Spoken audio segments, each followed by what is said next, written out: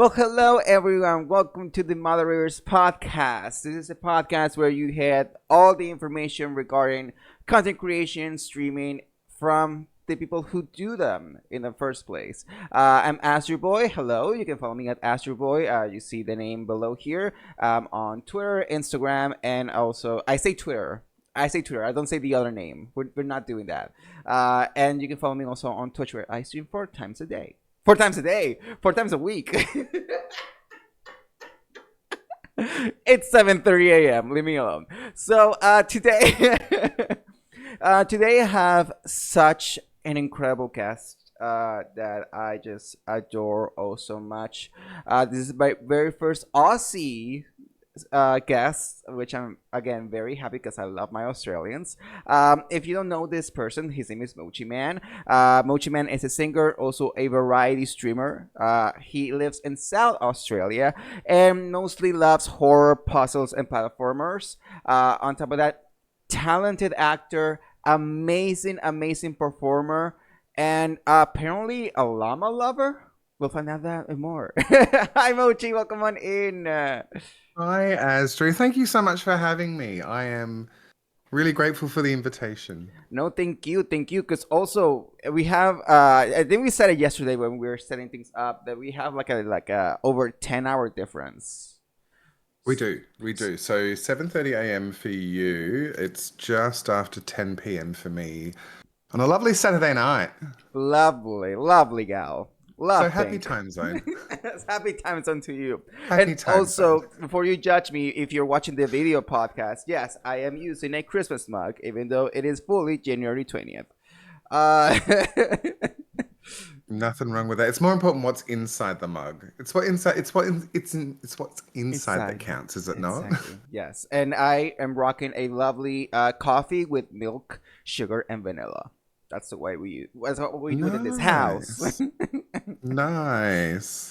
You're a coffee lover as well. I am. I love my coffee. I love it. What It do, is.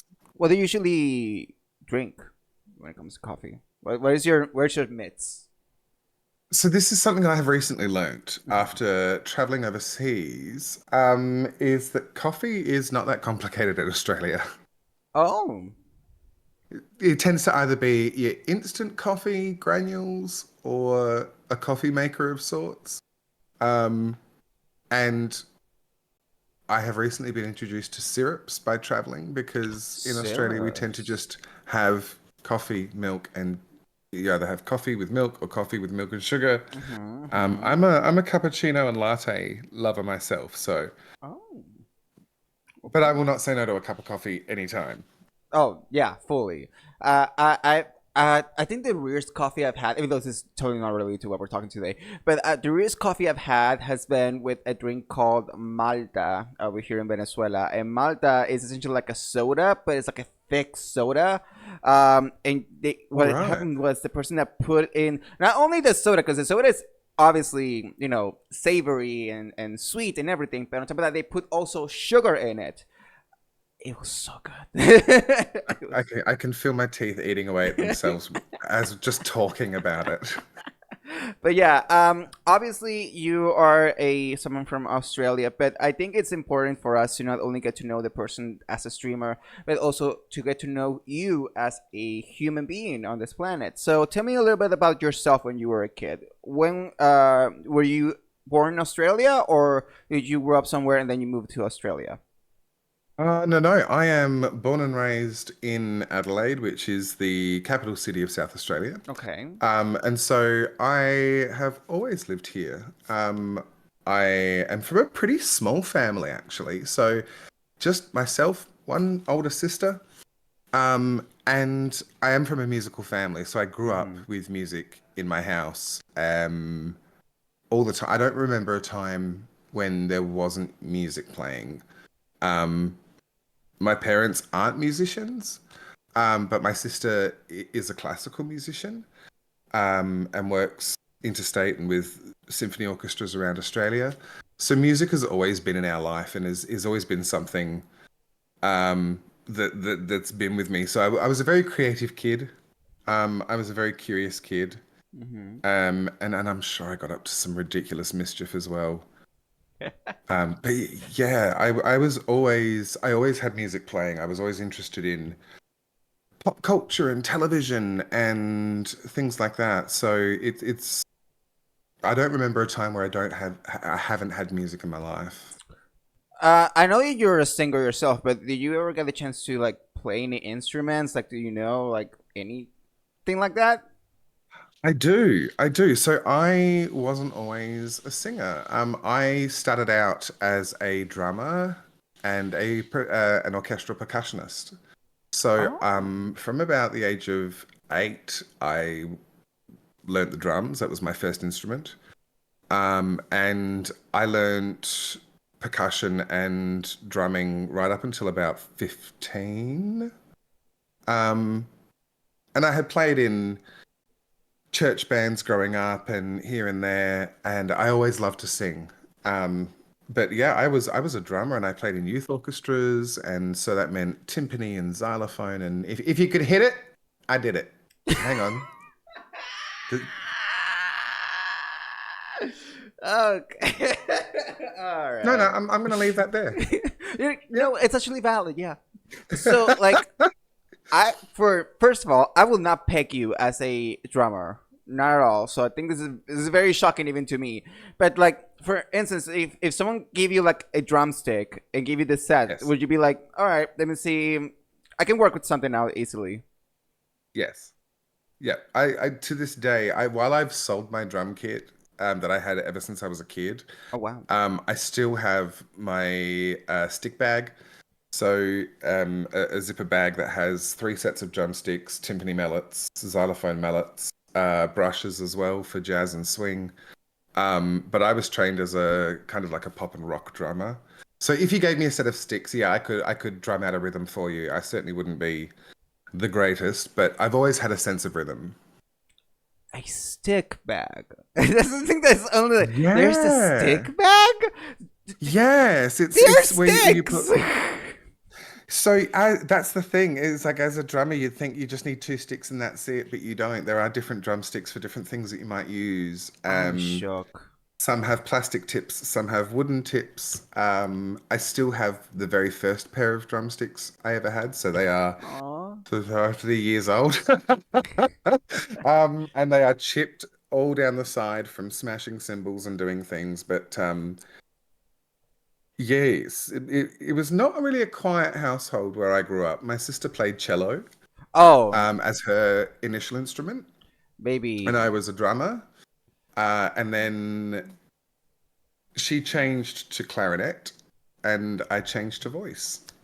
So that household was just like, yeah, we can hear them. We hear Moachiman's family like 2 blocks away. Yeah, yeah, we know where they live. You absolutely would. My parents did actually let the neighbors know that they were planning on buying a drum kit for me. And Oh, that's the sweet. neighbors were like, that's not a problem at all. They said that, but you know. Is it a recording? Is there like a contract? Was it like they specifically said in writing? We have no problem with that, Mama. We need There wasn't, but it was the evidence. 90s. It was the 90s. So I think it was just the given word, you know. You just went on your word. Yeah, yeah, yeah. Sure. That doesn't fly right now in 2024. I'm like, no, we need this in writing. I need your signature. I need like at least like some sort of like extra thing for me to like, I need some you're the one. evidence, please. Yes, we need evidence. I call it more ammunition than evidence because it's like whatever happens, like maybe I know exactly where to hit. Um, We call them receipts, we call them mama. receipts, mama. The CVS kind, mama. But like I think that because you are such a musical person, you've been a musical person all your life. So I want to ask you this because I don't know if it's related to music itself, but what is your favorite childhood memory or a funny childhood memory you can share with us? Oh my goodness.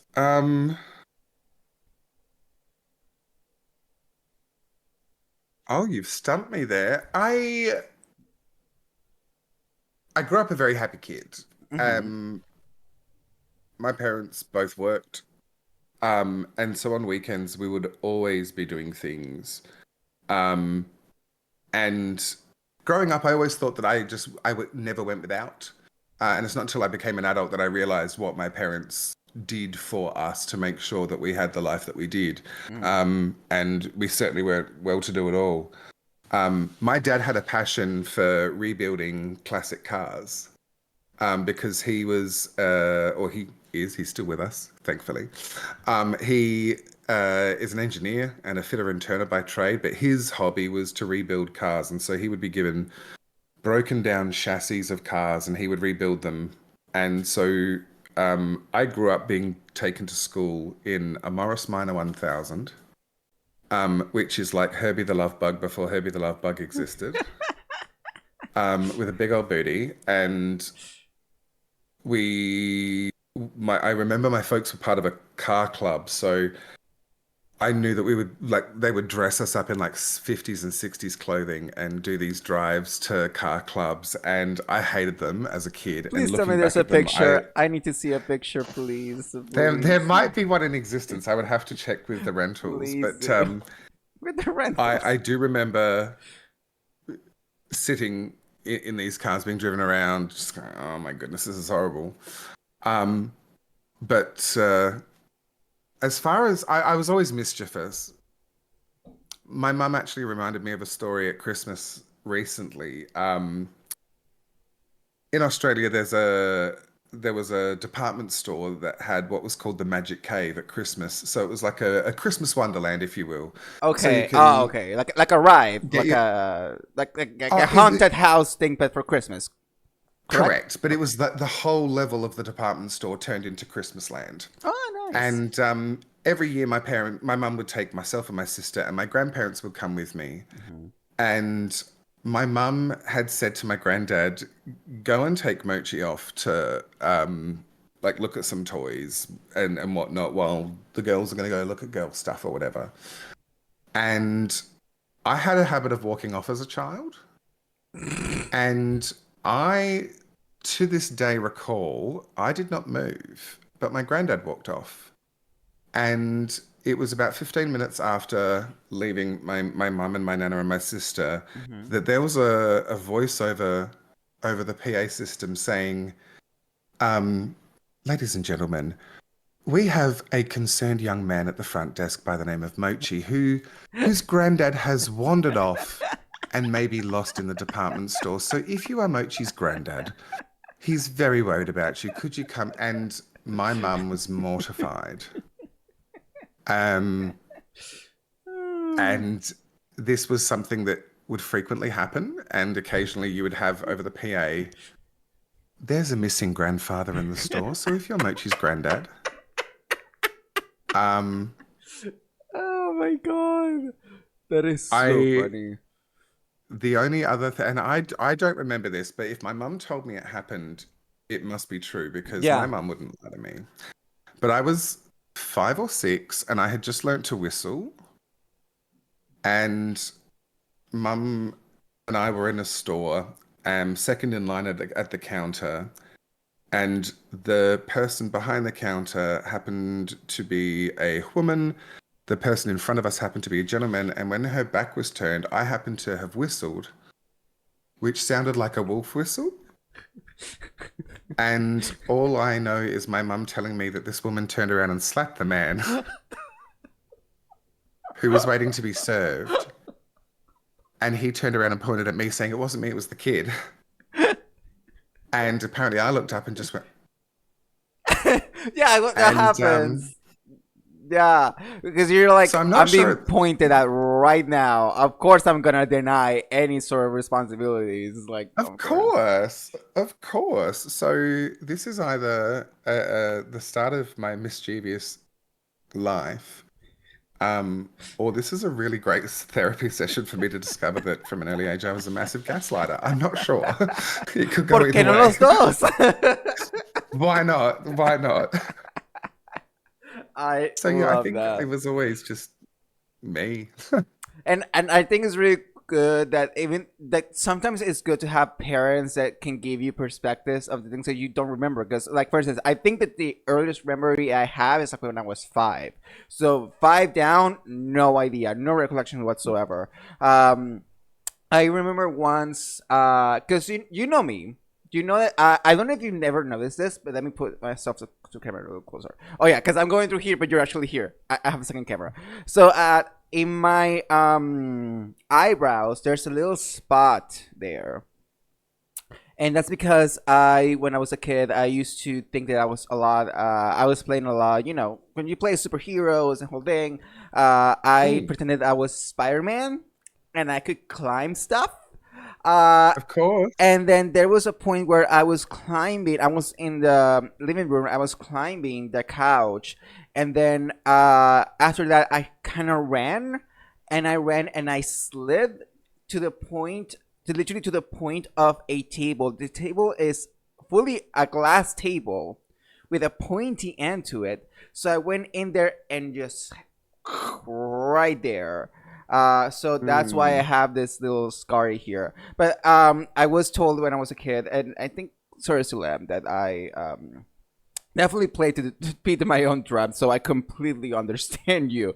And that's not, and I don't think that's a problem with having a kid that like knows themselves, who like knows what they like and start to experience that even more and more. And I think with you, because you already had a musical family, then that helped you to develop your own talent, and on top of that you were supported to develop it even more. And I think that is what has led you to now today be a singer, a former drummer, and an actor who does stage shows as well. So I think it's absolutely incredible to that you are like a you're an evidence of what can a parent do to support their child in the things that they love the most. I think it's really cool. 100%. I mean, my parents, particularly my mum, has sat through more music lessons than any parent should. Um, and, recitals or little concerts and things. My parents never discouraged me. Mm. They've always been reasonable people, and if I said, oh, I want to be a professional, motocross rider or whatever, um, I would imagine that they would say, "That's great. This is how to do it. Is that what you want to do?" So they've never discouraged me. They've always been realists, and they've always supported both myself and my sister in all of our musical ventures because I think they've seen that how much joy it brings us and Exactly. and how much we love it. Um, and if you happen to become good at something, um, to be supported or to have somebody in your corner to say, yeah, you should be doing that or keep going is invaluable. Yes, I agree. Now, obviously, we talked earlier in the podcast about the fact that I was drinking coffee, and then we went on a tangent. But let me ask you this: something that's a little bit more personal. What kind of breakfast do you prefer? Do you prefer savory breakfasts? Do you prefer sweet breakfasts? What is the vibe for Moachiman? I'm a savory guy through and through. Oh, Even like, yeah, no, when it comes to breakfast, I will absolutely take bacon and eggs over pancakes or anything like that. I am a savory guy. Snacks, savory. I would much rather have some, I don't chips. know, some cheese and dip and that sort of thing than a piece of cake. But you Oh. know, yeah, I'm a savory guy. So next birthday, we got this. Next birthday, we just bring you a giant platter. Just You and just I by my next birthday I will have a PO box and I will accept all wheels of Parmigiano Reggiano cheese. and just I am one a candle in cheese the middle. fiend. Absolutely, absolutely. I will take it. The candle and the cheese for We're sure. like, this cake is kind of cheesy. It's like, yeah, because it's cheese. Yeah, you had a cheesecake? There it is. Right. Literally, like a literal Exactly. cheesecake. Exactly. You can be anything you want to be. I will support it. Exactly. All right. So, obviously, we've had a lovely talk. We've gotten to know you a little bit more. We're gonna take a small little break, and then we'll be right back to talk now about the Twitch side of things. So, we'll be right back with more moderators today with Mochiman. And we're back with more moderators. Today we have Moachiman as our guest, a lovely Australian streamer who is, sharing with us a little bit about his personal life. But now let's go about the Twitch side of things. So I have a question that I want to Mm. do to all my guests. So let's start with that one directly. When did you knew streaming was for you?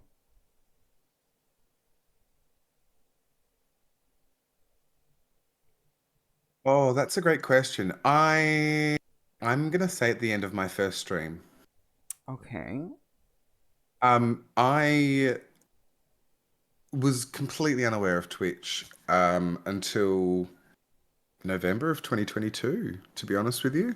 Um, excuse me. I might have heard of it. I don't think I'd ever been present on it. And it was my partner Berserk, who some people may know is a mod in my channel and is a mod in many channels across Twitch. Yeah. But it was him who said to me, "What if I told you you could sing on the internet for people?" And I may have responded with something along the lines of, "What if I told you to go and expletive, expletive, expletive, expletive?" Because the idea of that was, I was like, that is the most ridiculous thought. And it's not until I actually spent some time on Twitch and kind of finding channels and connecting with the people in the channel, not just the streamer, but the communities that the streamers had built, that Mhm. I kind of saw, to me, what Twitch is, and that is a community. So I was really unsure. Decided that it was what I wanted to do, and the main driver for me was because of COVID and COVID restrictions in Australia, um, my music career came to a grinding halt. Mhm. Um, Prior to COVID, I had done musical after musical after musical. I was working on the side with a 3 or 4 piece jazz band that we'd be working in hotels and pubs and doing private work. And all of that just came to a grinding halt. So Yeah. I had this itch that needed to be scratched because I needed to sing. And I needed just to, not the attention, but just to be heard. Um, and when I realized that it's something that I could do here, and I had the setup, so basically, on a very rough level of what I do now, is what I had. Um, and it was Berserk who said, "All we need to do is put a camera in front of you." So it was at the end of my first stream that I realized what streaming could do for me personally on a feeling level, on a satisfaction, on a musical satisfaction level, kind of scratching that itch. Um, and from there, I've found so many other things that I've gotten from it. And the biggest thing has been people and community. I, Yes. Hmm. I said to Berserk just the other day, I mean, I'm not sure when this is going out, but a couple of days ago was 11 months since I did my first stream. And to me, that seems to have gone past so quickly. And then at Yes. other times, I look back and I think when you reflect, what growth can occur during that time, Hmm. personally, technically, community wise on Twitch, even how Twitch changes and trends happen. It's been wild. So it's strange. I can't imagine not doing it now. I completely agree with you on that part. And sometimes when you stream, you don't know where time went. Literally, like it Oh, feels like you can do like 6, 8 hours, and then you look at the time and you're like, I did how much? uh-huh. Like, because you're in the mood, like you're in the moment, and Mm-hmm. sometimes people don't realize that once that first stream is over, you learn so much of yourself from it. Oh my goodness. Like, I cannot even begin to tell you. I think the first stream I did was like, I think like an hour, hour and a half, because I was so terrified. Once you're done with that one, you're like, all right, now I know what to do for the next one, or this is what I want to do, this is what I want to get better at, this is what I want to invest in to really make sure that the quality gets better and better and better. So I Sure. think it's once you do it, that's when you know if it's gonna work for you or not. And then obviously, things go into play like viewers, audience members, lurkers that we do appreciate 100%. By the way, like sometimes Oh, you never definitely. know. You never know what works. You never know what doesn't. But I think with you, when it comes to, because in your first stream you did music as well, or you just what did you do in your first stream? I just sang, and then I chatted for a bit. Um, and then when I didn't know what to say or I was embarrassed, I just went, I'm gonna sing because that's my comfort space. That's Mm. the place where I wrap myself in a blanket and feel good. And the weirdest thing for me is music has always been a therapy for me. So even Yes. when I lived with my folks, I would come home and sing music. Um, and you would always know what kind of day I had by the songs I sang. And if I had a Mm. really bad day, there were three country songs I would sing back to back. And the moment my mum heard the first one, she would grab a box of tissues because she knew that she was going to cry because they're just sad songs and I just needed to get it out. What are Um, the three country and songs? oh, that's a great question. One is a song by Rascal Flatts called Skin, Okay. which is a song about a girl called Sarah Beth, who is diagnosed with cancer. And is worried about not being able to go to the prom because her hair fell out and nobody will like her. Oh. And when her boyfriend comes to pick her up, he shaved his head. And they go dancing at the prom. And the song alone is heartbreaking and gorgeous. Yeah, And if she you was watch the film crying. clip, She was crying. you will need. Another song was Tim McGraw's "Don't Take the Girl," which was about uh, like a guy and a girl who knew each other as kids growing up. And as a kid, the dad said, let's take her and we'll play. And the kid goes, Dad, please don't take the girl. I don't want her around.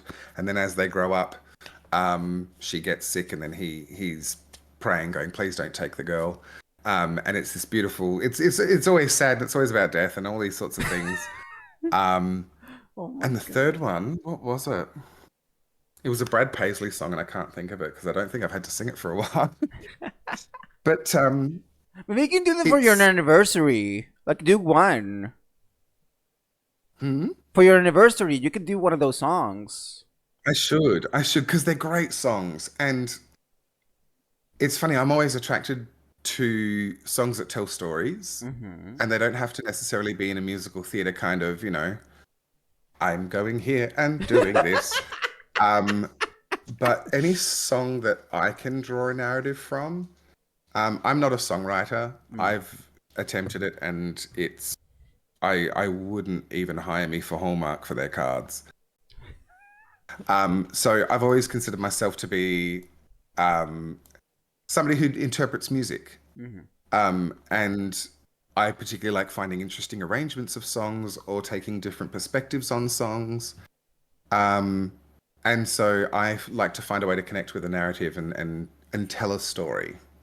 Okay. So it tends to be sad songs that tell stories because nobody's written a song about winning the lottery. Hey, you never know. 2024 You is never know. young. You know. I'm maybe it's waiting for me to write it. So look out for Powerball, the new single from iTunes on iTunes. Now available on iTunes. That's it. So let's talk about this because you started streaming. You said like 11 months ago, pretty much. Currently, February 2023, yeah. uh, so now you've had these 11 months of stream. What would you say is your stream highlight? What would you say is your best moment so far?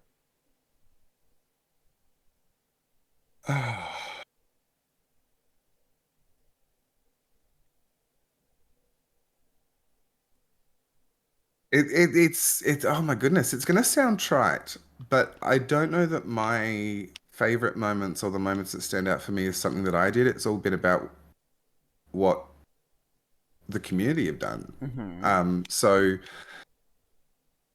I think firstly my birthday stream um blew me away. Um, I had never heard of a Kudo board before, and I got sent this link, and just these people who reached out to wish me a happy birthday and I think I just didn't realize how many of them were on Twitch who knew who I was. Mm. Um, and I think when I say that, it was as a person. I think it was one of those things that I felt seen. I'm like, people actually know me or have made a connection with me and they want to wish me happy birthday. And Yeah. as birthday streams do, you spend hours. You know, if you're going to do a birthday stream, there's a good chance that a kind person has organized a kudo board, and anything you might organize on that stream, you can throw out the window because you'll spend hours reading and crying. And I Oh think that yeah. that's something that definitely stuck with me. And most recently, for Christmas, I did during December recently, I did what I called the 12 Days of Mochi, which was my way to kind of holiday theme some streams throughout December. And one of them was a fundraiser, and was able to. I had never tried to raise money for a charity before, Hmm. and the community turned out raising $800, which is massive Wow, that's um, amazing. for a little wildlife rescue charity in my state. Um, and to be able to call them, and I recorded the phone call and I showed it to stream to basically say, you know, I have the easy job to be able to, and you know, I get the best job because I get to tell you that these incredible people have done this for you. Um, was definitely a highlight. Listen, whenever there's an opportunity to give back, I think it's important for us to take it because yes, even though it's incredible the amount of people that shows up, supports us, and everything. Because, but that's just us. When we do something for a third party, especially one that's dedicated for a good cause, I think it's definitely so important to do so. Like every once in a while, it's amazing to just be like, let me take away the focus of myself and give it to someone else that does in fact also need the fundings for them to do whatever, maybe build something or give like, you know, some sort of financial aid to a certain demographic. I think it's Yeah, very, very, very important for us as well because, you know, we get a lot, but sometimes it's important to give back as well. So I think it's for really sure. awesome. And I will say though, even though you didn't mention this, in your 12 days of Mochi, that Christmas thing that you did, because Mochi reached out to a lot of us, myself included, and he was like, "I want you to say like a Happy Christmas or Merry Holidays, Merry Holidays, what? Same thing." Just a holiday greeting. Send me something Yeah, wishing the community a happy whatever you wanted to. Yeah. and then he incorporated all of our well wishes into a song, and as there was like an intro, like an instrumental interlude, that's when he put in our thank yous or our well wishes. And even though it's so little, but I think that made such a statement of not only him, like that human right there saying Merry Christmas in the way of a song, but also to the people that are also watching and he trusts as well to give us the opportunity to also wish that as well to the people that we hang out with in his channel. So I think that was such a nice little detail. And also your Legos are very cool. I love my Lego, You and love I your would love to say Legos. I'd love to say that I can take credit for the idea of doing that for the song, but the song originally is from Josh Groban's Christmas album. Hmm. He does that arrangement of "I'll Be Home for Christmas," but the voices heard on his version are actually deployed service people, Oh wow. who are sending messages of love back to their families and friends at home. And so I took the track and I graciously and appreciatively got so many messages. I actually had to extend the song by a minute and a half to fit them all in.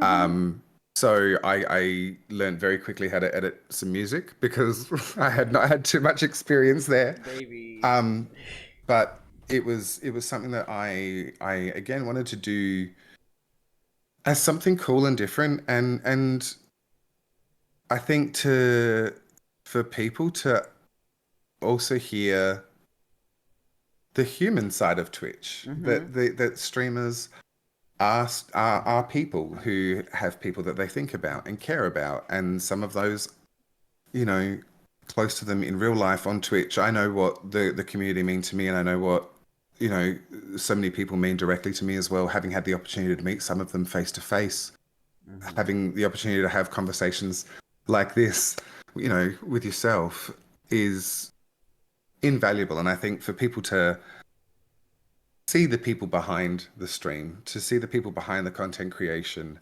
Yes. for me, that's super important, because that's how I make connection. Um, so yeah, I'm really glad that I did it, and now I have to think of how to top it next year, maybe. Yeah, yeah. You do. You can do like Last Christmas. Last Christmas. Listen, I'm not a Christmas person whatsoever. Last Christmas is for me the perfect Christmas song because it's not about Christmas. Really? It's I definitely not used about to Christmas. actually, back in the day, I used to host karaoke at hotels and pubs around the place with my best friend of 23 years. Wow. And she is one of the greatest people you ever meet, and is very humbug. And so at Christmas, anytime we were asked to sing a Christmas song, we would do the Fairy Tale of New York by the Pogues. Um, and for anybody who's not familiar with it, the first line is about being arrested on Christmas Eve because you're drunk. And then the song goes for about 3.5 minutes. So that's where it starts. So it's not about Christmas So that's not either. the And peak of the anytime we're song. asked to do a Christmas song, um, I'll let you know that there is a lyric in there that's probably not repeatable, um, but it is the only time anybody will ever get away with calling me the F slur, because it's a lyric in the song, and it's a duet, and it's hilarious. So that would always be our little Christmas to people. The F word is not falafel. That's what I can say. It is not It's falafel. it's it's not. It's not. So, obviously, you've been on this for 11 months now. So, I think that once when you are about to start stream, you obviously go to a lot of people asking for advice and everything like that. So, let Mm. me ask you this. What do you think has been the biggest myth or lie that you got told about streaming? Oh, that's great. The biggest myth or like misconception or untruth Hmm. or lie is for me that was taught. I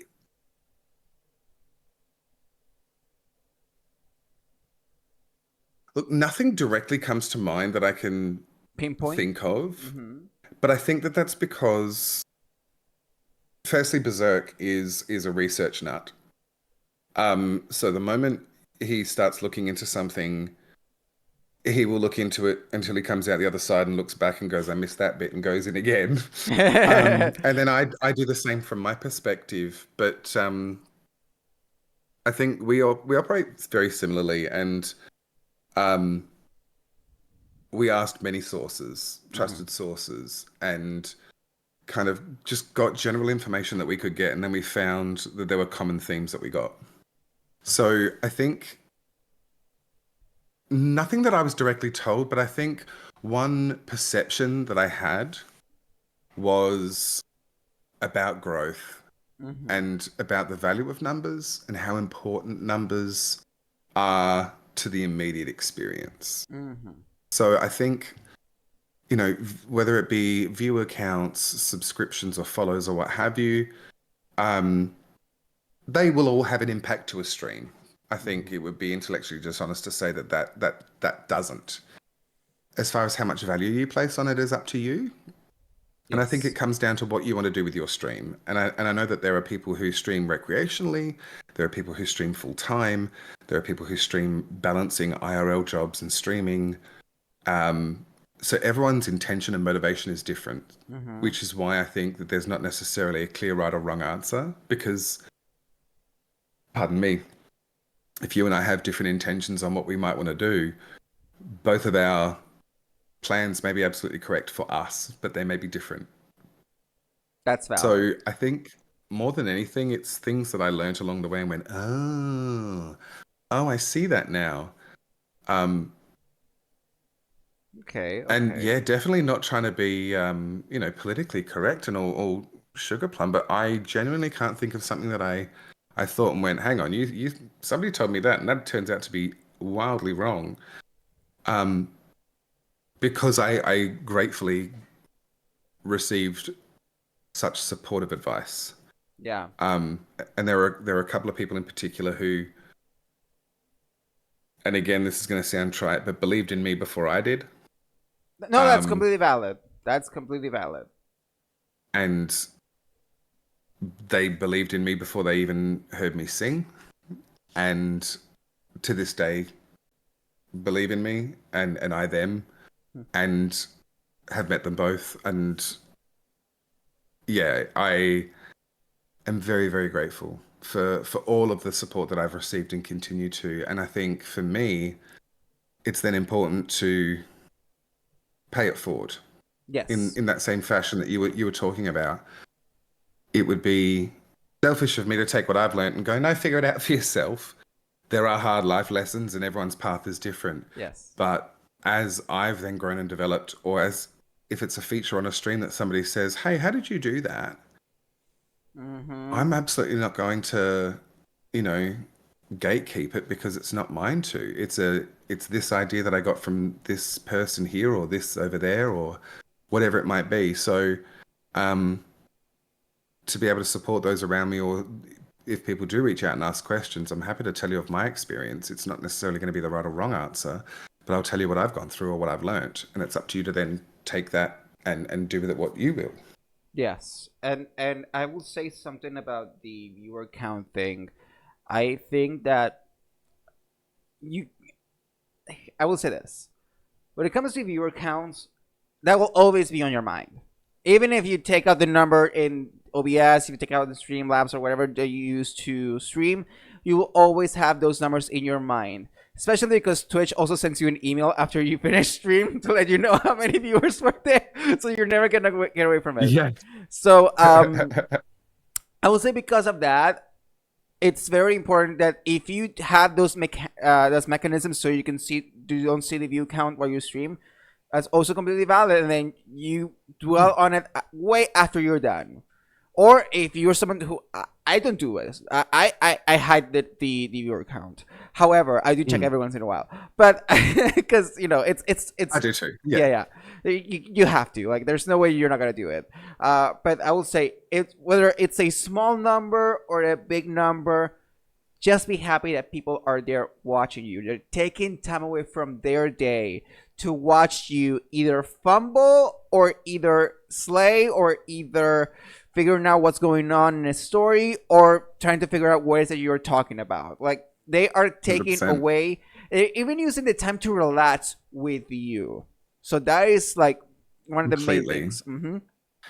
I think I am very grateful for the experience that I've had as a musician and as a performer, because I can tell you, doing a musical, there have been times that I could absolutely know, and we would know before the curtain goes up if it's a full house or not. They tell And you? we would know if it's oh, yeah. Well, they won't officially tell you, but you'll have people that you can tell and find out, are we sold out tonight? Do we need to sell some more tickets? What's going on? Is Wow. Wednesday night quiet? Wednesday night And midweek performances. But it's one of those things that I think, particularly for, say, musicals, when I've been fortunate enough to do musical work, people have paid for that performance. So my job is to do what I've been taught to do and learn how to do, and that is to do this show because you've paid to see it. So I need to worry about you. You're the most important person. I don't need to be worried about the people who aren't buying tickets or who haven't bought tickets because I don't know who they are. But you're the one who's in front of me. You're the one who's paid for the show. And so Yes. you deserve the show Yes. that we did on Saturday night to a packed house, to Sunday night, to Monday night, the quiet one. And you deserve the same quality of show that everybody else has. Yes. Um, And you do it and even when there's difficult or technical difficulties as well. Because you know that people already are seated, they paid for the ticket. So whatever happens, you just gotta be like, all right, this is going on. but we're not gonna let it affect our performance. If we have to perform Not in at the all. dark, which I have done by the way, if you have to perform in the dark, you do it. If you have to perform with only one light that's in the stage and that's it, you do it. If you have to do it without a mic, you do it. Because people are already there, seated and ready for a show. Yeah. If you happen to be performing on a little boat in the middle of a river and the power goes out and the engine goes out, which means that you're singing without a microphone or PA and nobody can hear the guitar or piano. So you're literally doing jazz scat solos to a drum beat for 40 people who can't escape off of the side of a boat. But out the corner of your eye, you're just having a look to see how far is it to shore if I do jump off of this vessel and swim for my life, because I would rather be swallowed up. You know what I mean? But they're paying for a show and you can't control these things. And they're But stuck. They're in I a will boat. They can't do anything. I did a performance of Phantom of the Opera where the theatre that we were in, whether you believe or not, the theatre technician who has worked there for 45 years came to me and said, I need to let you know that the theatre is occupied by a spirit. Now, I love the fact that he didn't use the word haunted. It was occupied by a spirit. I also thought it was ironic that we were doing Phantom of the Opera, and I was like, yeah, Literally. box 5. And so, spoiler alert, the boat is remote controlled. If it's not on a track, it's actually remote controlled. So at the end of Phantom of the Opera, the boat is parked. Christine and the Phantom get out the boat. At the end of the number, no worries, the lights go out, the lights come up, and that's when Christine's all there was stuff all around. During the blackout, the boat, which is no longer powered, had maneuvered itself in reverse right in front of Christine. Which means in the scene where she removes the Phantom's mask, she needs to run away from him. And she ripped my mask off, turned around, and there was a boat right in front of her. And I was like, Tag, you're it. You have to work with it. Literally. There were stories. But yeah, and the thing is, in most instances, and I think bringing it back to streaming, We talk about whether it's streaming. on a page, but whether it's on a page or in your head, you know, the idea of where you want it to go. Mhm.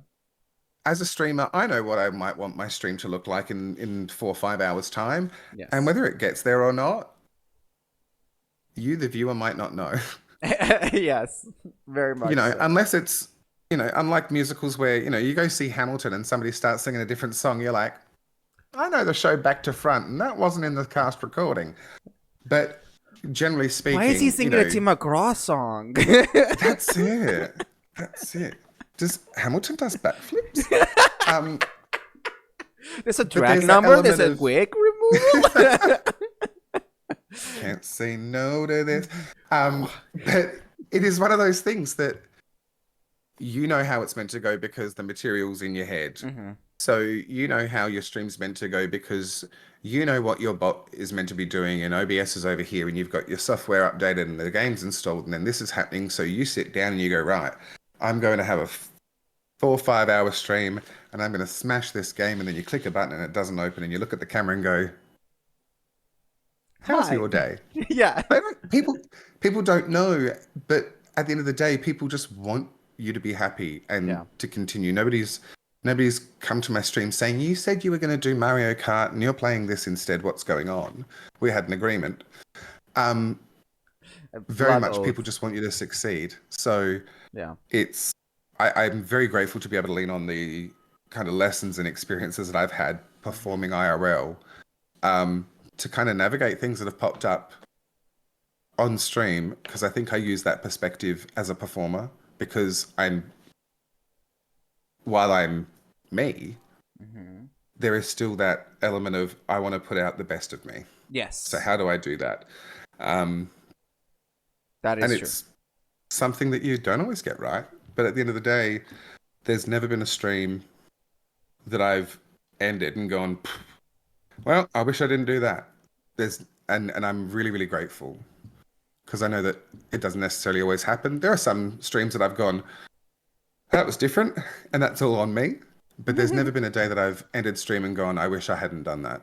Yeah. If anything, there have been days, more days, that I've gone, I'm so glad I did, because I feel so much better for it. Mm-hmm.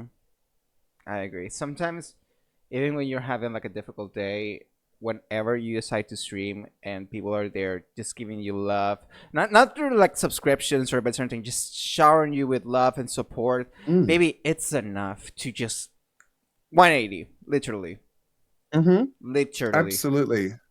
Absolutely. And I mentioned about learning things from other people.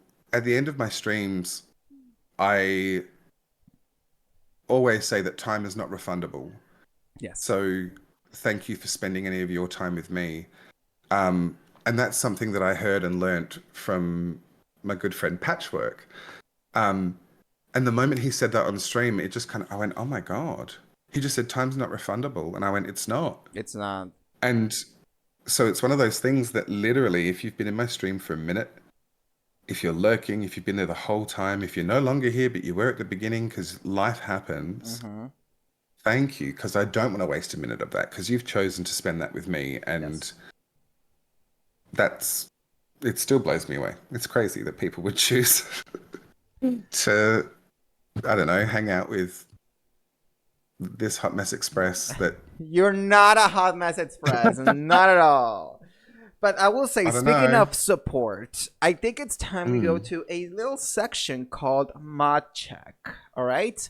In Mod Check, in this section, I talk to one of your mods to give me a question to ask you. And today, I have a lovely question from the person that gives you all the information that you can possibly get, and that is Berserk86. So, Berserk sent me a question, and the question that Berserk, your lovely and gorgeous mod, who I also adore oh so much, and thank you, Berserk, for sending this question, it is, why am I still on like... No, that's not there. That's not a question.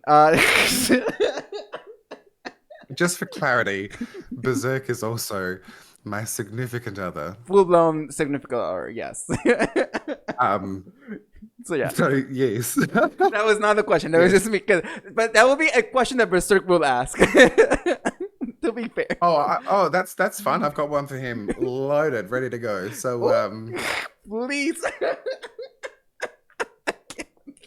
So the question that Sir sent us, it goes like this: as a streamer viewer, as a viewer yourself, what attracts you to a new channel? Is it the game, the person's personality, or is there something else?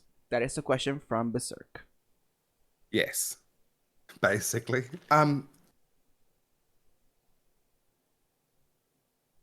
There's not specific criteria. I think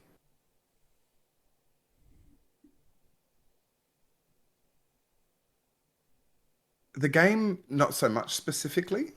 I've always, when I explained Twitch to my folks, they said, why do you want to watch somebody play a video game on the internet? And I said, I know, right? But the way I've explained it is the video game is the game of poker that we're playing while we're sitting around a table having drinks. It's the conduit that brings people together, right? So I am very much aware that if people are looking for gripping Fortnite gameplay, twitch.tv/Moachiman ain't going to be their first stop. And that is a wise decision. So for me, I like to... Personally, I like to find out about the streamer. Who are you? What's your vibe? What are you into? What are you... I'm one of those people who I'll read your about page. So if you've put effort into your about page, I'm one of the people who will read it. Just because I want to know what you do, who you are. Okay, that's valid. I think the redeems are going to be... I'm not going to lie, the redeems. I'll have a look through your redeems. Oh, same. To have a look and go, oh, do you like some sound effects? Do you like a jump scare? Because I will save those phones for that. So I think it's a lot of things. And forgive me, I use analogies a lot Okay. because I can't always, I think, formulate what I want to say in the right way. But it's the same as, I don't know, finding, a nice club to hang out with. Is it the music that you go for? Is it the drinks? Is it the staff? Is it the lighting? Is it the decor? Is it the comfort? Is it the people there? It might be a bit of both. Mm-hmm. It might be a bit of everything. What attracts you to this particular TV show? Is it how it makes you feel? Is it that actor who's really great? Is it the dialogue? That sort of thing. So for me, it's it's a bit of everything. Mm-hmm. Um, so I don't know that it's going to be one specific thing, and that's a good thing because I look through, the list of channels that I follow, and I don't know that I would actually draw a line between two people and say, well, you're identical, you're identical, you're identical, because we're not at all. So Yeah. if that's the way to answer the question, I am going to, as if he. That's a very tricky question, Berserk. I see you. See you. Listen, Great hit the question, player. though. Great Don't hit the question. player. Hit the game. AKA this Correct. podcast. Correct. He could have given me some warning. No, baby, we do this. We do this without warning. I I like a love it. surprise element to things. I love it. Because it's spicy. Well, we have more to discuss, even though we've had plenty of discuss. But I think it's important for us to take a small break, and then we're back we back with something. My brain fried. We'll be right back. Hi, we're back with more moderators. Today we have Moachiman as the guest, a lovely South Australian streamer who adores horror, puzzle, platforming, Legos. The lovely dog named Soda. Soda, right? It is, Okay, yes. okay. Yes. Oh, thank God I got it. And the lovely significant other that will be hearing about this after this interview is over. But no, so now we're going to do a lovely section because I would like to get your opinion on certain things. And this one is called Allow or Block. I'm going to present a situation where it's a Twitch streaming or content creation related, and I want to hear your opinion. Because, sometimes we don't have mods with us in chat, and we are the ones that get to decide what we do or not with a certain viewer or with a certain situation. So I want to hand you the gavel to tell me you're going to allow this or you're going to block this. All right? Oh, I'm not sure if I'll be good. I don't know how opinionated I am. Well, I'm very quiet. Well, the first one I'm going to hear about it because you actually went there. Let's talk about this. TwitchCon in Vegas. Allow or block? Block it, and then take that fence that they used for the Formula One and just put it around Las Vegas. Nothing wrong with Las Vegas, Nothing. but TwitchCon don't belong there. I was talking to Natty yesterday because we were doing a thing to do a little checkup, and I asked him about Vegas, and he said, "I cannot begin to tell you how dry hot it was. Like it wasn't like a humid hot. Yeah. No, it was dry." Yes.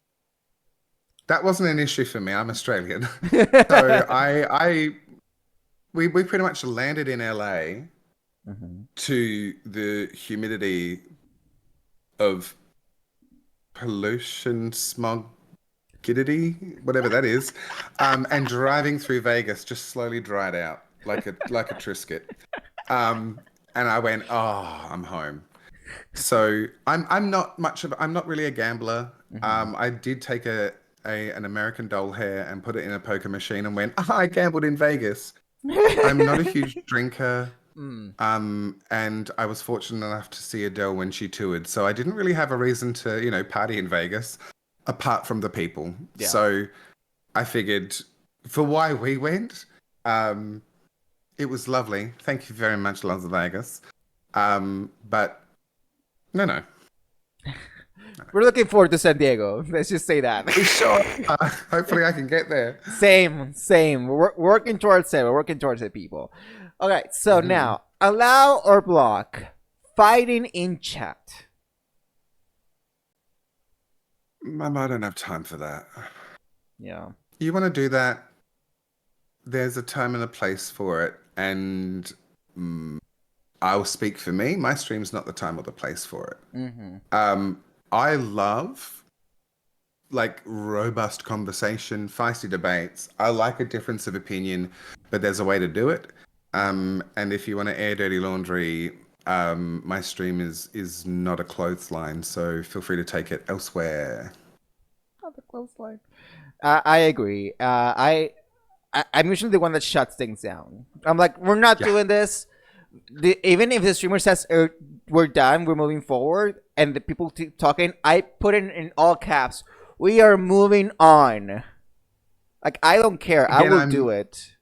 I'm very fortunate that I have not had to mediate a situation like that in my stream. Mm-hmm. However, I'm on in other channels, and Yeah. thankfully and graciously, those streamers have it all together as well. But no, I don't have time for that. I'm too busy trying to lose at games.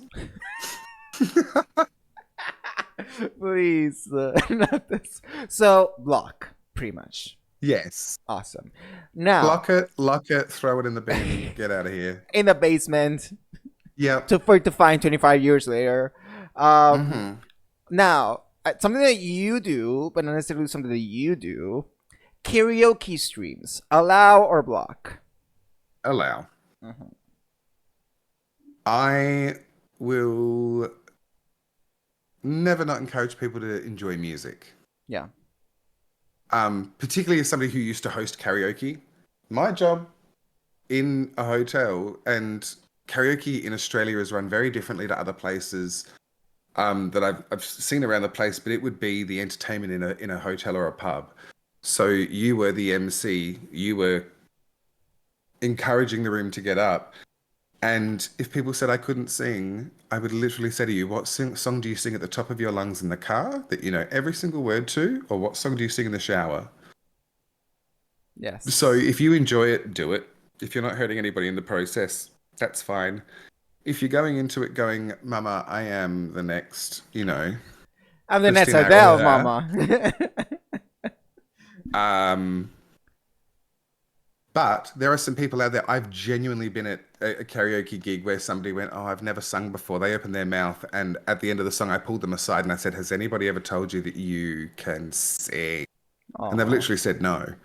I'm like, "Well, this is somebody telling you you have a voice and you're bloody good." So yeah, if you enjoy it, absolutely do it, and there's nothing wrong with it. I mean, have you heard anyone call Lord? That's what Mochi said. Can you imagine? He said, yeah, I told Lord that she could sing. By the way, is Lord Australian? I don't think Lord is Australian the first She's thing. not. She is from New Zealand. Same region, just a little bit. The way Just we know someone called Bliss, Bliss Ignora, and Bliss has to constantly defend herself, saying, yes, I'm from that continent. I am not Australian. I am from New Zealand. And I'm like, maybe you're so right. It's yes. not the same. You sound There's different. Australasia, and then there's Australia and New Zealand. They are different countries. They are different, and you speak differently too, because people think that it's the same accent. No, no, no.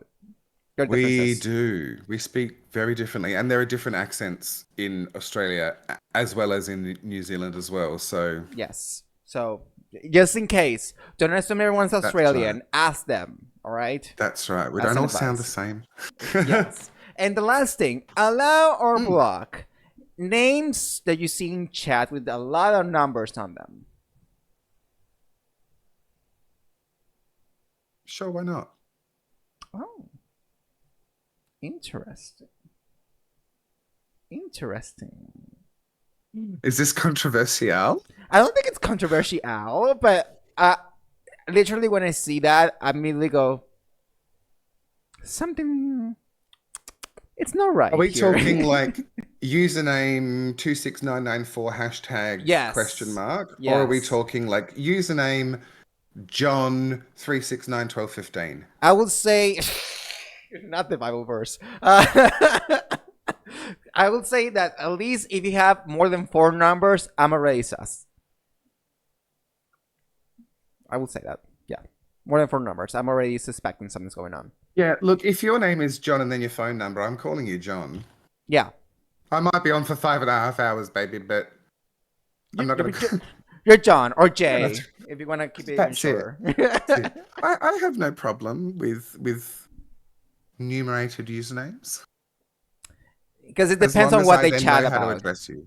It depends on what they chat about Yeah, for me.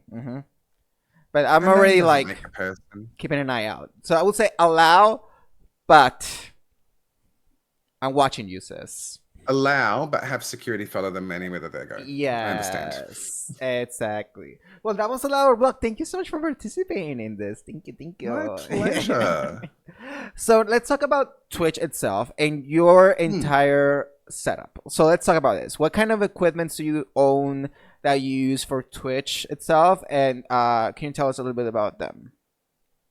I will tell you what I can because I am not a hardware Do genius. not worry whatsoever. Um, Same. but I actually run two different computers. So one that I run all of my music through, Hmm. and then the stream machine itself. So um, my setup has actually changed since I started. I started with a Logitech um, webcam Hmm. that was just the one camera that I used here, but it was kind of raised up at this angle because it also had to capture me while I was singing. Hmm. So while I was singing, it was a zoomed view. It was a little bit grainy, um, but you work with what you've got. Yes. And since then, I now have an Elgato uh, webcam here. My Logitech camera is my singing camera, and my like all of the music runs through my Scarlett, like my Focusrite Scarlett DI. Hmm. So I actually have all of my music levels set through a powered amp, levels, effects, that sort of stuff. So it all powers just through my stream machine. I've recently had an upgrade and I have a third monitor and I don't know what to do with it. Oh my goodness. It's just So there. it's just so much screen real estate. Um, so even as I go, I'm changing and evolving the way I use my stuff. But I know that Berserk could give you far more accurate information about my setup. But it is The way pretty. you're pretty much calling And him is like, yeah, because Cirque can just because give us. Berserk would know. Um, I think the coolest thing that I love about the setup is my Hue lights. Hmm. So the lights that I have behind me in my room, um, I run through Lumia Stream, so Hmm. subscribers can actually change the lights anytime they like, Oh, that's um, amazing. which, which is really cool. So when I'm actually doing music, um, and some people are on it, and they'll time it when the music drops and the lights just go off, and we're having a party. It's really great fun. I agree. Um, so all of these little things that we've added as we've gone, to just to kind of in my head, I kind of go, I think I've got a good stream. How do we take it from good to great? Hmm. And then how do we take it from great to excellent? Yeah, and it's. I think it's not bad to just constantly be like, maybe this can work, maybe this doesn't work, or maybe it could, and then oh, I tried this out and it didn't work, but at least I tried it. Like Exactly. try it. You never know what's gonna happen. Maybe it works. Maybe it's popular, or Absolutely. maybe it's something that you crashed and burned, but you're like, you know what? At least I got that out of my system. Oh, So, at least now I know. mm-hmm. So it's not in the back of my head going, hey, I wish I could try this. Yeah, Because you've now gone, well, you have, and this is the result. So you can either choose to do that, or you can take what you've learned and apply it here, or adapt it, or evolve it, or mm-hmm. innovate it. Exactly. I agree with that. And let's talk about also like your emotes and your layout. Well, who did your emotes?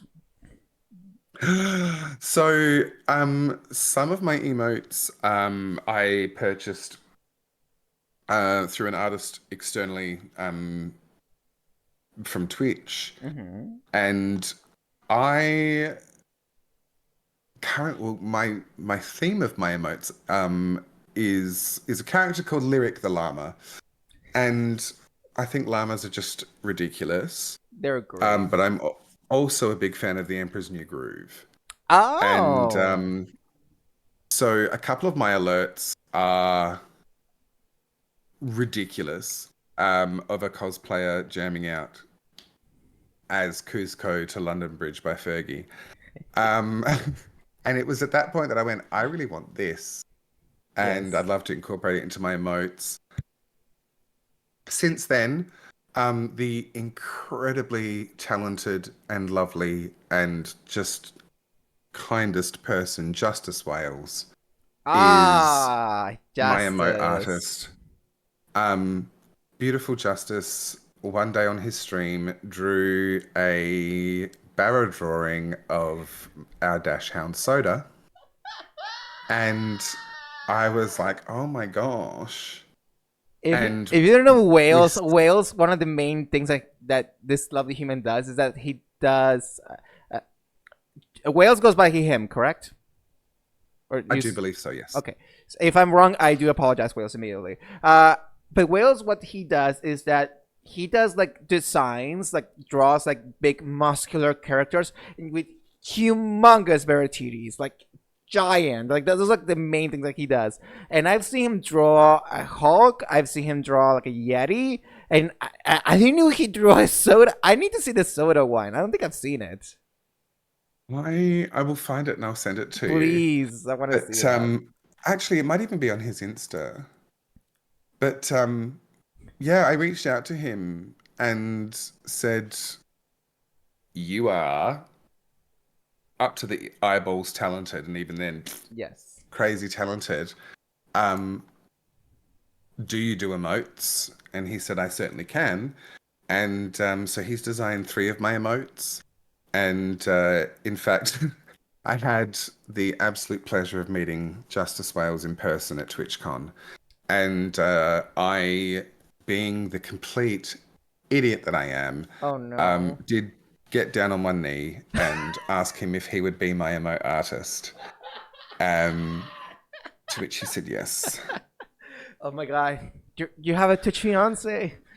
Oh my god. I liked it, so we're putting an emote on it, and so hopefully I'm in the position to be able to get some more. But Justice is wonderful, and actually was able to take the general design of the emotes that I had and adapt them into the character, that we wanted to kind of put out there.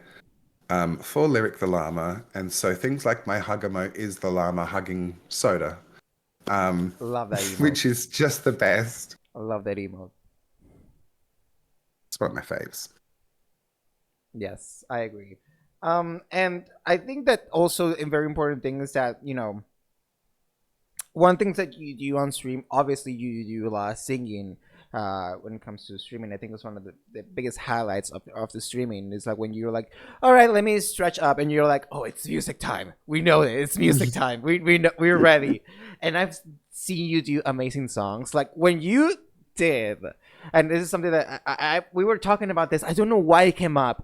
We were talking about Bette Midler, and then I said, no, The Rose is like one of my favorite songs. And you went, okay. Yeah. 30 minutes later, this man is singing The Rose. And I'm like, I'm ready. Do it. And then you did the thing also because sometimes I like the fact that you play with us at the same time. You went into absolutely. Peter Griffin voice while you were singing The Rose. Because my stupid brain associates things. Sometimes there's no filter and it just goes from brain to mouth. And you do a great And Peter Griffin. Thank you. Gotta say that's great. Thank you. Oh, please.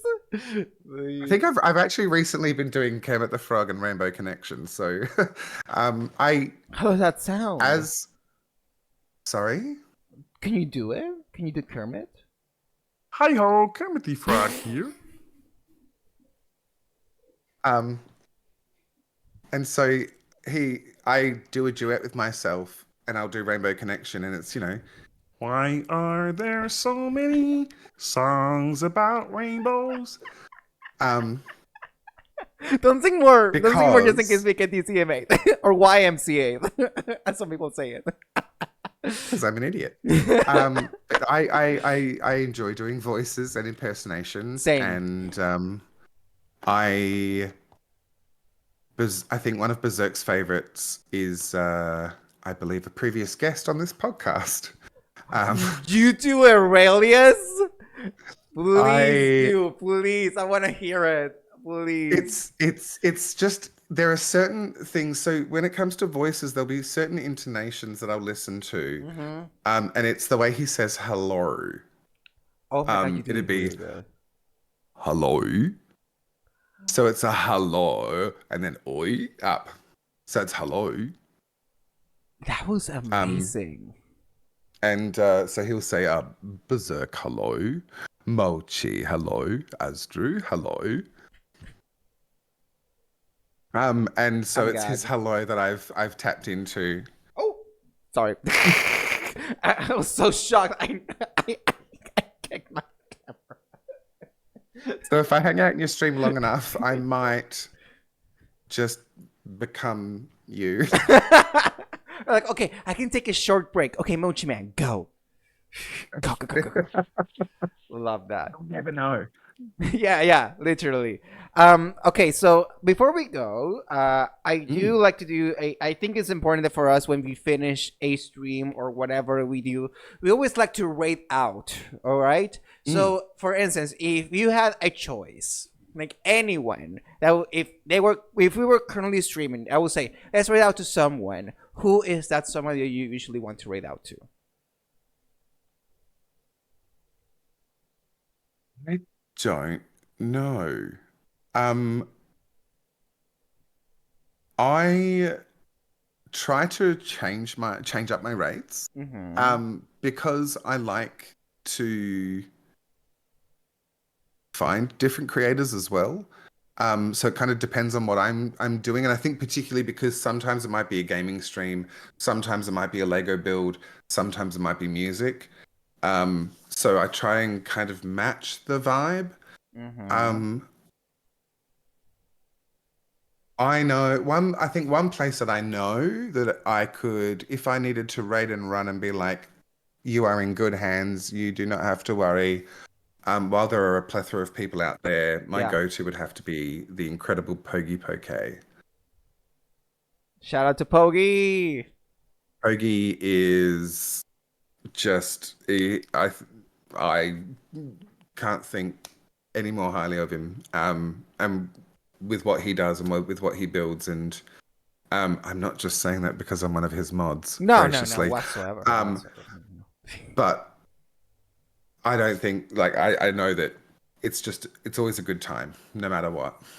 Yeah, wonderful. Like, and I think I don't think a lot of people talk about this. The fact that there's a sort of connection between moderators and streamers, that we are the ones that are supportive. We support each other in many ways. Yes, we do Mm. it through raids. Yes, we do it through moderation, or we do it through just lurking, something like that. But there's a connection that happens between moderators and streamers that I don't think a lot of people talk about. And I mean, we're essentially, in a way or in one way or another, we're friends in a way. It's just that we take that friendship into the protection realm, you know? Mm. Oh, 100%. There are, for me in particular, I know that I am particularly fortunate that being that I'm partnered and being that my partner has a presence on Twitch as well, Hmm. they are just as connected to the community within my chat, like my community, as they're as much on other in other communities on Twitch. So I appreciate that Berserk has my back no matter what. Yes. Um, there are other mods on my channel but Berserk. Um, There are? and I'm kidding. I there love them. are I love them. I love them. I the know who they are. I love incredible them. Alex Hearth, the Lovely. wonderful Moon Drugs. Um, Yes. and Moon Drugs, they are another South Australian streamer. So I've actually been able to meet them IRL, and we are IRL friends as well, which is Aw. wonderful. They are an incredible human being. Um, I think that the most important thing is that there is that level of trust that establishes between moderators and streamers, and I 100%. think with you, yes, you have your partner as a mod, but that obviously unlocks a whole other type of protection, because it's like, yes, I'm protecting you, but also I'm protecting you. You know what I mean? Like, Correct. there's an extra amount of Definitely. pressure to do that. Yeah. Definitely. Not just protecting Moachiman the channel, but protecting Mochi the presence on stream, but the streamer themselves. Yes. And I think, in that same fashion that I had mentioned previously about people operating their stream differently, I, when it came to moderation, had to I had to think about it through the lens of when I'm singing, Hmm. I'm legitimately AFK. Yes. So I'm stood up 2 feet away from my computer. I can't read chat because I'm old and my eyesight's I mean the font's pretty small. True. So Now that you're old, I'm just saying it's true, because sometimes, we do you wear glasses? I do, yes. Yeah, that's what happens. Because currently I'm without glasses and I'm like this with my notes. That's why you see me A little sometimes just go bit. like this. So that's And why I then understand it. there's lights and lights and lights, and you're just That like, part. can't Mm-hmm. see what's going on. But for me, because I am AFK, Mm-hmm. should anything occur from a disgruntled viewer, somebody who's having a bad day and chooses to Mm-hmm. pop off, a follow bot raid, Yes. any unpleasantness, there are moments where the 2 seconds it would take me to come back is too late. Mm-hmm. And the thing I immediately think about is the welfare of my community. Yeah.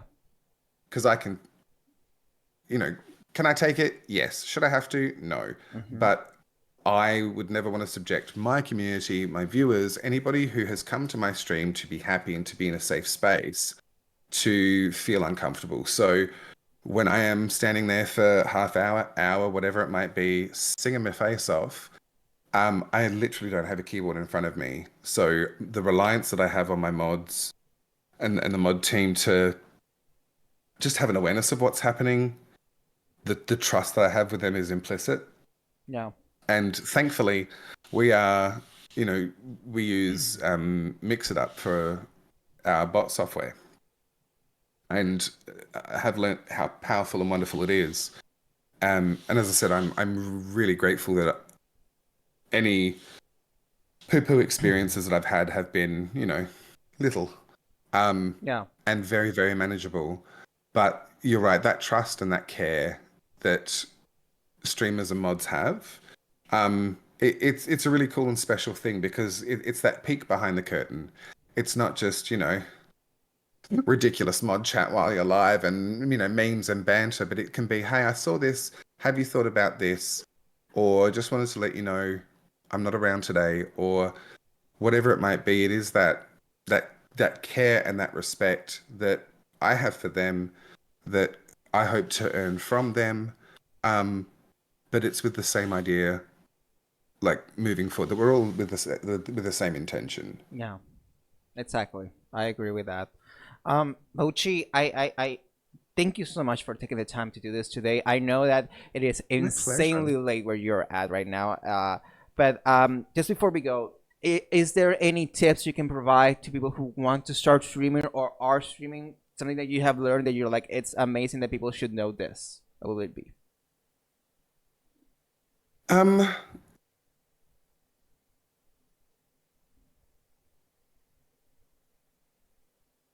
there's no golden ticket that's going to be the recipe for success. I Mm-hmm. think on a Twitch level, whether you're thinking about starting to stream, whether you've just started streaming or whether you've been streaming for a long time and you have a moment of, is this for me? I come back to the question, why do I stream? Yeah. Why do it? And for me, it is a musical release. It's a social outlet. Um, it's an opportunity to uplift. And so I think when there are times when I go, oh, I'm not feeling it today, I go, why do I want to stream? Because I enjoy singing, because I love doing it. And so we always come back to the why. And then I think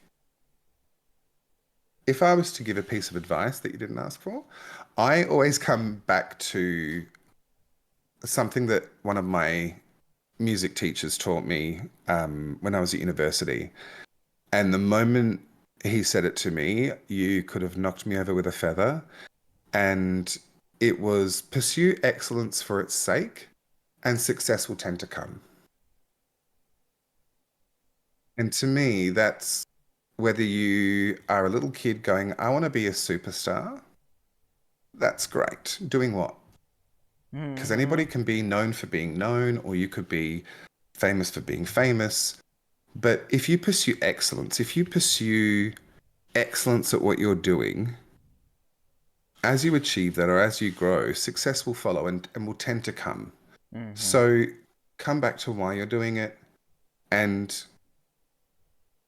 sometimes you just have to readjust that path, that little GPS that says, which way are we going? That way. See, y'all, y'all got a little seasoning right there from the South Australia, Mama. That's what you That's it. got. Mochi, thank you so much for taking the time to do this today. I Thank you for love having you. me. I appreciate you. You are an incredibly talented human. I feel like I know you now even more. Like I feel more connected to you in a way. Like I appreciate you so much, and you and everyone. Please tell them where they can find you, please. I am on majority of the socials under Moachiman, Moachiman on Instagram. I too still call it Twitter and always will. Um, Twitch, um, YouTube as well. I'm starting to put up some short form content there. And at some point, when I get over my curmudgeoniness, I might start to tick and or talk. We'll see. We'll see. We'll see. But Ooh. Mochi Man is where you can find me majority places.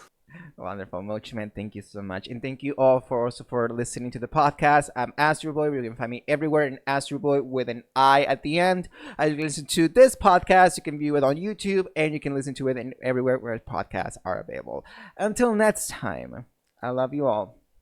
Ciao, mis amores. Goodbye. And we're done.